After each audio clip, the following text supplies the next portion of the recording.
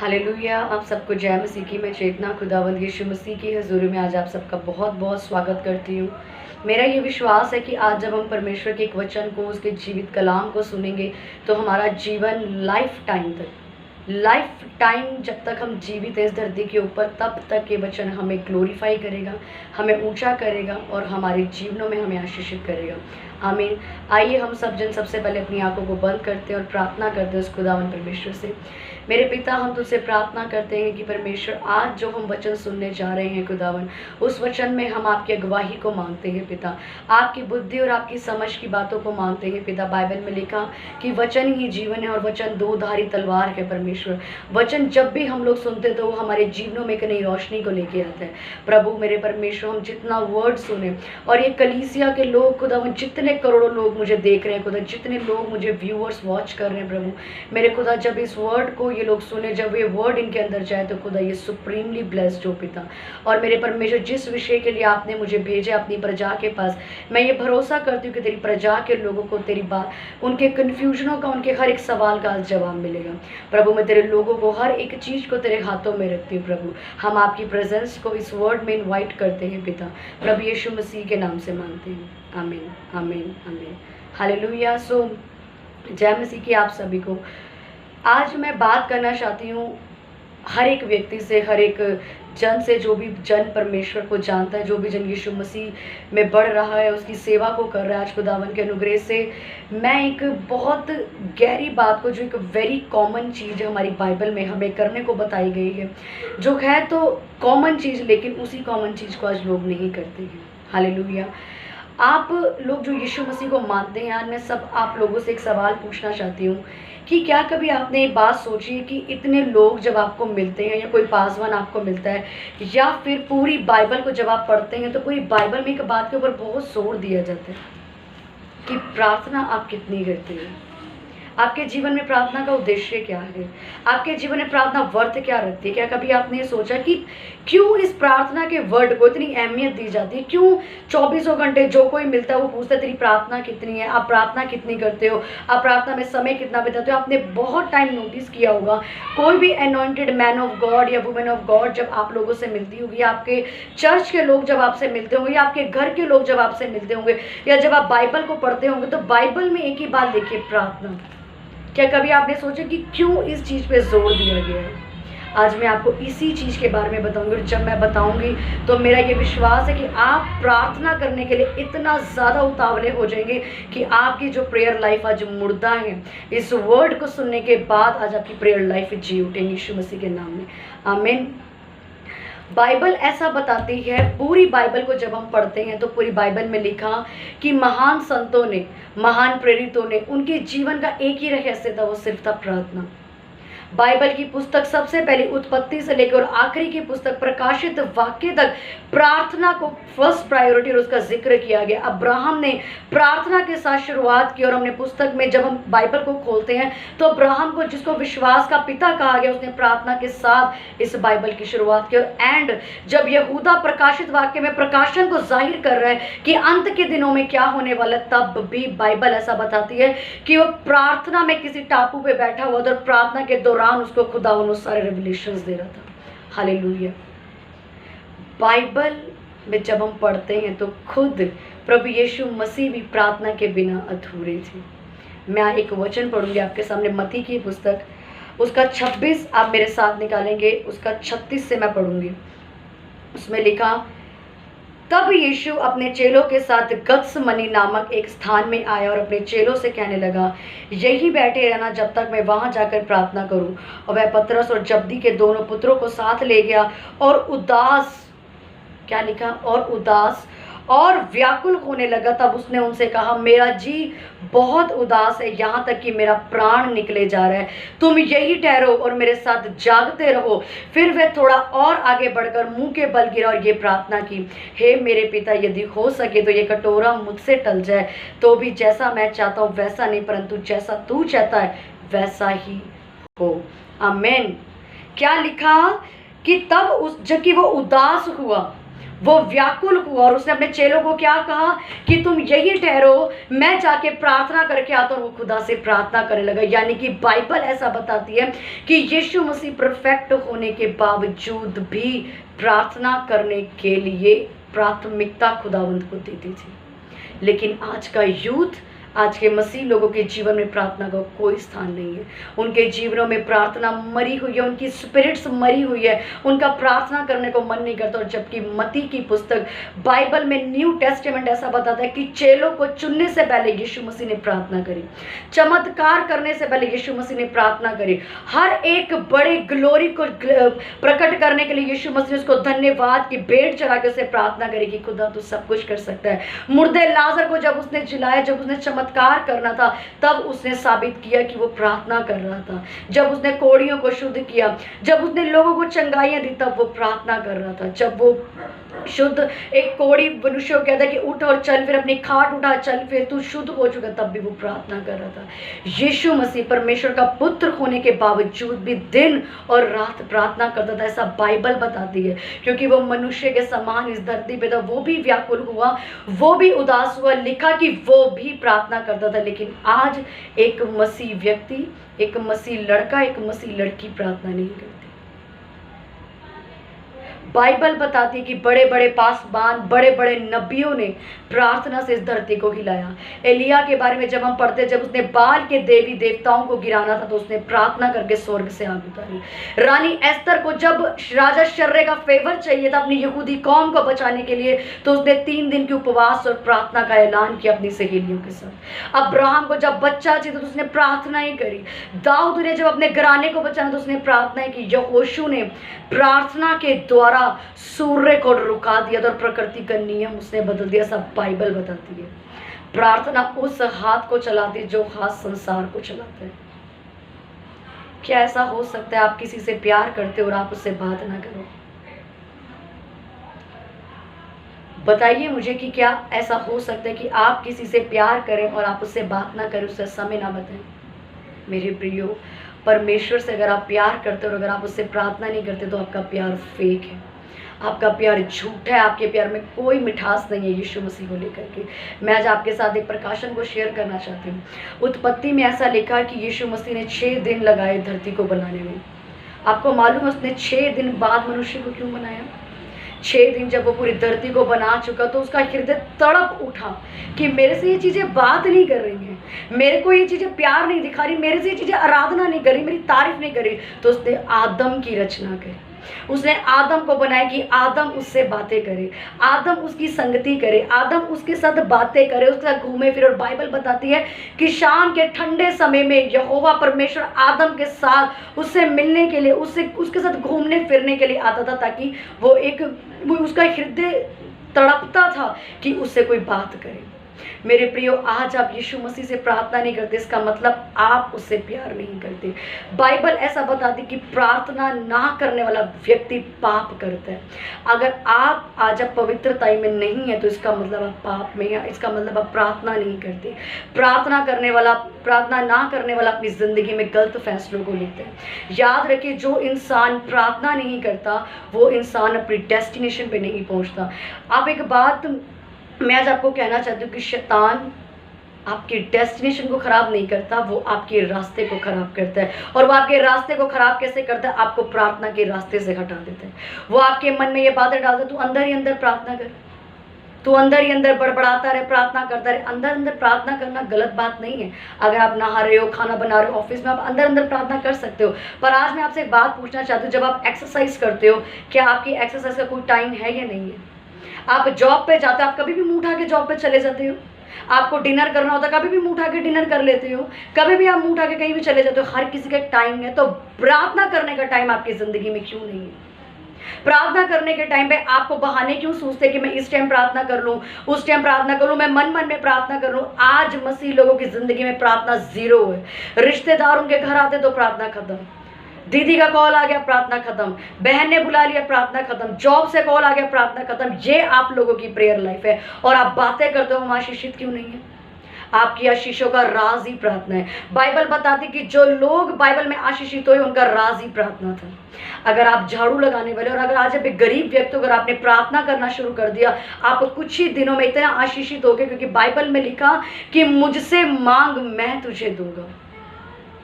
जब परमेश्वर खुद कह रहा है कि मुझसे मांग मैं तुझे दूंगा, तब आप ये क्यों कहते हो कि परमेश्वर तो सब जानता, मैं प्रार्थना की जरूरत नहीं।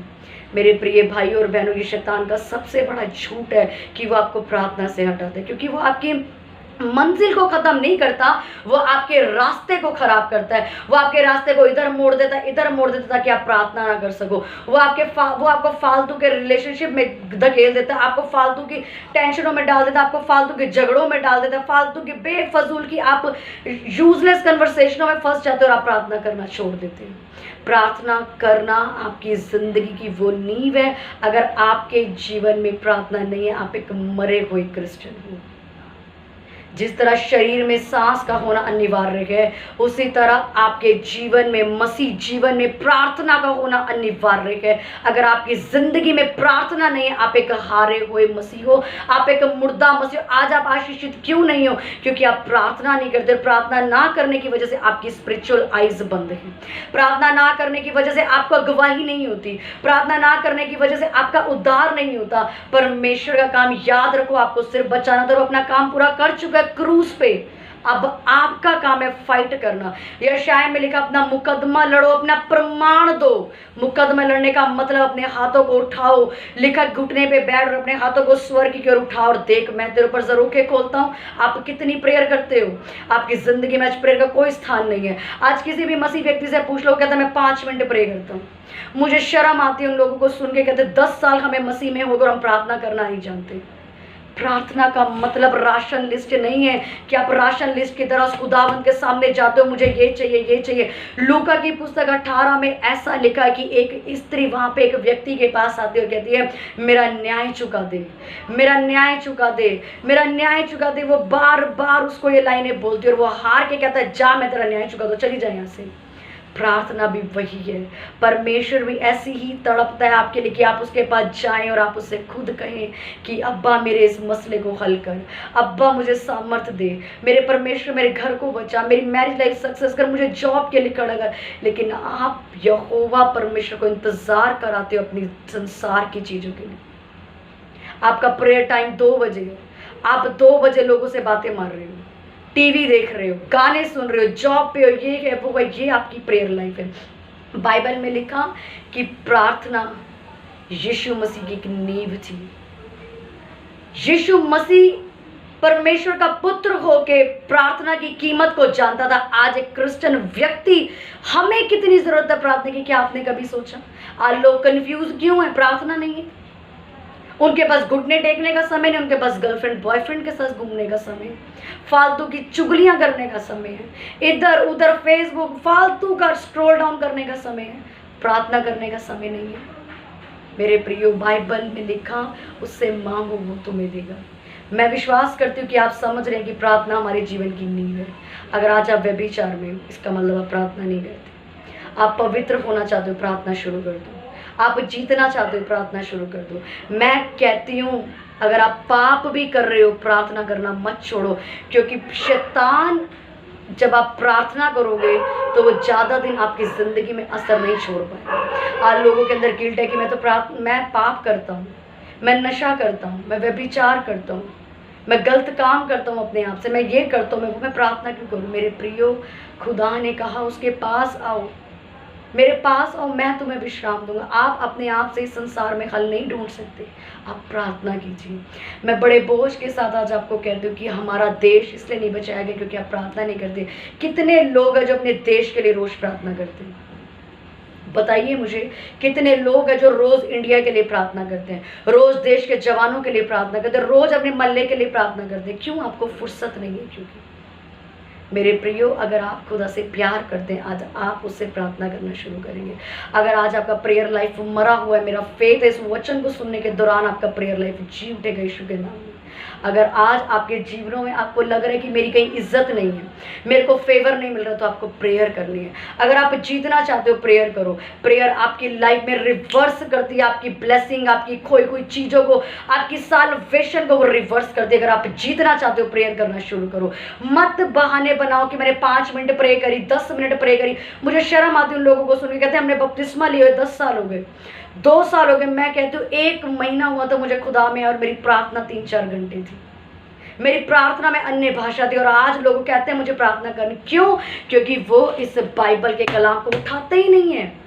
उनके घर में फ्रिजों पे बाइबल धूल खा रही है, उनको यीशु मसीह से प्यार नहीं है। अगर आप किसी से प्यार करते हैं तो आप उससे बात करेंगे, आप उसको जानेंगे। अगर आप यीशु मसीह से प्यार करते हैं, आप उसकी बाइबल रोज खोलेंगे, रोज घुटना टेकेंगे। मेरे प्रियो, अगर आप अपने घर को बचाना चाहते हो, प्रार्थना करो। आप अपने आप को बचाना चाहते हो, प्रेयर करो। अगर आप चाहते हो कि लोग आपकी इज्जत करें, प्रेयर करो। अगर आप चाहते हो श्राप टूट जाए, बीमारियां चले जाए, प्रार्थना करो। बिना प्रेयर के कुछ नहीं होगा। आप कितनी भी पास्टर से प्रे करा लो, मुझसे प्रेयर करा लो, बड़े बिशप से प्रे करा लो, जहां मर्जी चले जाओ, बाइबल में लिखा जब तक तू मांगेगा नहीं मैं तुझे दूंगा नहीं। एलिया ने हाथ उठाया और स्वर्ग से आग उतर गई। आप देख रहे हो प्रार्थना कितनी बड़ी पावर है। प्रार्थना वो फोर्स है जो नेशनों को चेंज करती है, जो सरकार के मन को बदलती है। प्रार्थना वो पावर है जिसने पलूस जैसे मर्डर को चेंज कर दिया। प्रार्थना वो पावर है जिसने 100 साल की मरी हुई कोक को खोल दिया। प्रार्थना वो पावर है जिसने लाल समुद्र फाड़ दिया। अब आप क्या सुनना चाहते कि प्रार्थना क्या कर सकती है? अगर आज आप कुछ भी आशीष को लेना चाहते हो, उसका राज सिर्फ प्रार्थना है, सिर्फ प्रार्थना है और सिर्फ प्रार्थना, इसके अलावा कोई सीक्रेट नहीं। अगर आप फाइनेंशियली ब्लेस होना चाहते हो, प्रार्थना बोलना शुरू करो। आज आपकी जिंदगी में प्रेयर नहीं है, इसलिए लोग आपको पूछते नहीं है। आप परमेश्वर के साथ केयरलेसनेस बोल रहे हो, प्रार्थना के समय पे कहीं इधर भाग रहे हो, उधर भाग रहे हो। आज से लोग आपको केयरलेसनेस की नजर से देखते हैं। आप इसके समय की इज्जत नहीं करते, इसके समय को छोड़ के बात, तो लोग आपकी इज्जत नहीं करते। आप इसको धोखा दे रहे हो, लोग आपको धोखा देते हैं। मेरे प्रिय भाई और बहनों, इसलिए प्रेयर पे ध्यान दो। मेरा विश्वास है कि आज वर्ड जा रहा है आपके अंदर कि प्रेयर कितनी इंपॉर्टेंट है। अगर आपको डिसीजन लेना है, प्रेयर करो। जॉब पे जाना, प्रेयर, सिर्फ प्रेयर। मैं बोल रही हूँ, यीशु मसीह तड़पता है आपसे बात करने के लिए कि आप उससे दुआ करें। उसने आपको बनाया कि आप उसकी आराधना करें। अब प्रार्थना करनी कैसे है? लोग कहते हैं कि हम कैसे 2-2 घंटे प्रार्थना करें। जाइए, सबसे पहली बात, प्रार्थना उस जगह करें जहाँ शांति है। अकेले कोठरी के कमरे में जाइए, कुंडी लगाइए और बाइबल कहती वहाँ मुझसे गुप्त में मांग। कुछ देर शांत बैठिए, आराधना करें। थोड़ी देर आराधना करने के बाद आप अपने आप को लेके आओ, प्रार्थना करो, तौबा करो। आपने दिन भर में जो गुनाह किए उनकी तौबा करो। और आपकी प्रार्थना सेल्फ सेंटर नहीं कि अपने लिए, सिर्फ अपने लिए मांग लो, लोगों के लिए, नेशन के लिए, अपने पास्टर के लिए, अपनी चर्च के लिए, मोहल्ले के लिए, यूथ के लिए, उनकी ज़रूरतों के लिए प्रार्थना करो। फिर वर्शिप, फिर प्रेयर, फिर टंग्स, फिर वर्शिप। इस तरीके से प्रार्थना करो। आप खुद कहोगे कब आपके 2-3 घंटे हो गए, आपको मालूम नहीं चला। प्रार्थना का एक समय निर्धारित करो। समय बहुत तेजी से निकल रहा है, समय भाग रहा है। मैं आपको एक अपनी छोटी सी गवाही देना चाहती हूँ। बीते कुछ समय में मैं ये सोचती थी कि मैंने सुबह उठ के 2 घंटे प्रार्थना करनी है, 3 घंटे करनी, 4 घंटे की मैं ऐसी कल्पना करती थी कि मैंने प्रार्थना करनी है, कल करूँगी, कल करूँगी। जब कल आता था तो मैं कहती थी मैं लेट उठ गई, आज मैं जॉब से लेट आई हूँ, आज मैं यहाँ से लेट हुई। मैं अपनी गवाही आपको शेयर करूँ, मैं आपको सच बताऊँ, 8 महीने बीत चुके थे, मैंने प्रार्थना नहीं करी थी।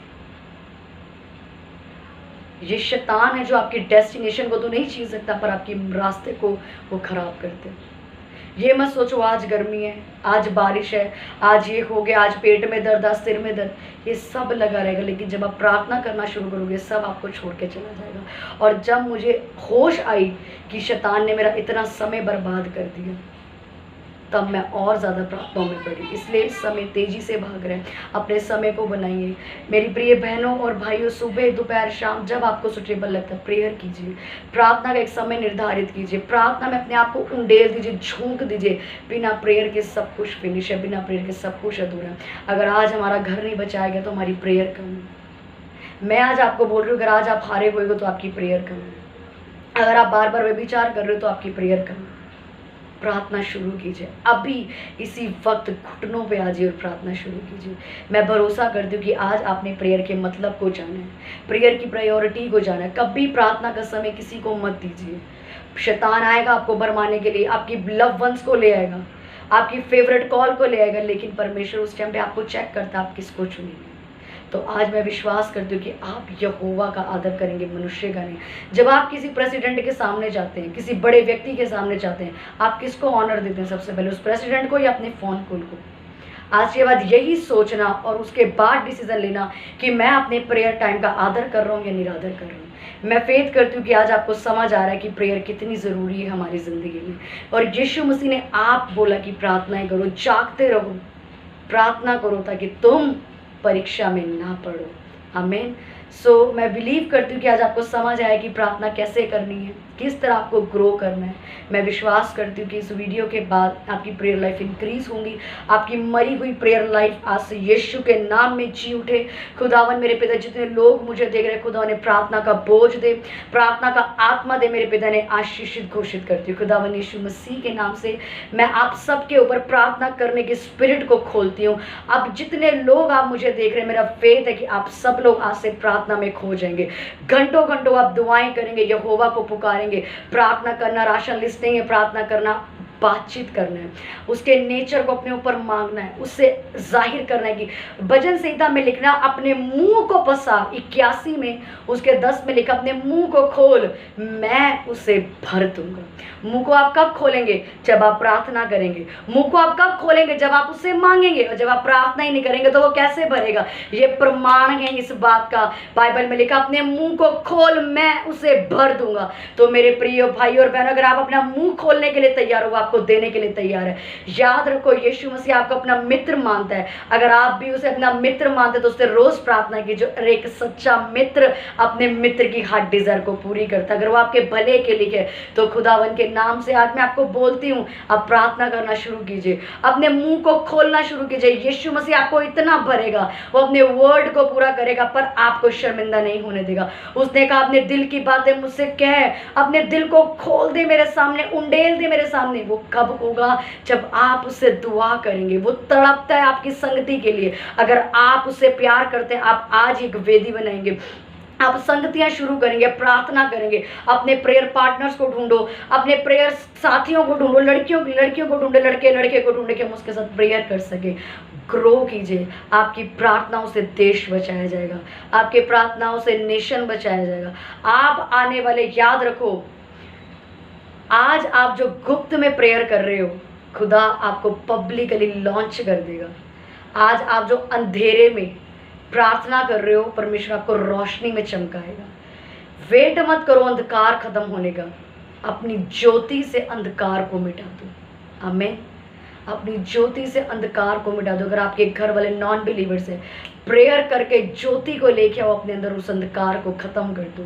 वेट मत करो, डोंट वेट कि अंधकार खत्म होगा। अंधकार नहीं खत्म होगा, अंधकार बढ़ेगा, क्योंकि समय तेजी से भाग रहा है। यीशु मसीह के आने का समय निकट आ चुका है। जाग जाइए, अभी भी समय है मेरे प्रिय भाई और बहनों, जाग जाइए। Be alert in spirit. शैतान आपकी डेस्टिनेशन खराब नहीं करेगा, आपके रास्ते को खराब करेगा ना प्रेयर करा के। क्योंकि प्रेयर ना करने वाला व्यक्ति, उसे मालूम है पाप करेगा, उसके अंदर से डर खत्म होगा, उसकी स्पिरिचुअल आइज बंद होंगी, उसकी बुद्धि काम करना बंद करेगी, वो रॉन्ग फैसले लेगा, वो लड़ेगा, झगड़ेगा और इसी में लगा रहेगा। इसलिए मेरे प्रिय भाई और बहनों, प्रार्थना करना शुरू करो, अंधकार को खत्म करो। आप गुप्त में जो बोगे, यीशु मसीह आपको पब्लिकली रिवॉर्ड देगा। आमीन। सो गॉड ब्लेस यू ऑल। मेरा फेथ है कि आज आप इस वर्ड से आशीषित हुए हैं और मैं बिलीव करती हूँ कि आपकी प्रेयर लाइफ आज से इंक्रीज हो गई है। आमीन।